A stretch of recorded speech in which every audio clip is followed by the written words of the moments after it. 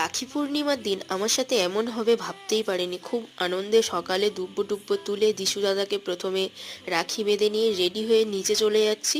সব কিছু রেডি করে নিয়ে দাদা ভাইয়ের জন্য ওয়েট করছি। দাদা ভাই মানে হচ্ছে ময়ূকের জেঠুর ছেলে, মানে আমার জেঠু শ্বশুরের ছেলে।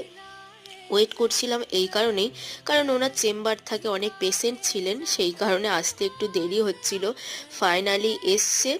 আসতে যদিও রাখিটা পরিয়েছি, আমি তো জল নিতে ভুলে গেছিলাম। তারপর রাখি বেঁধে বেরিয়ে পড়েছি বাপের বাড়ির উদ্দেশ্যে। ট্রেনে উঠে পড়েছি গন্তব্যস্থলের উদ্দেশ্যে। যাই হোক, বাপি আমাকে আনতে এসেছিল। এটা হচ্ছে আমাদের গ্রামের রাস্তা, দেখতেই পাচ্ছ।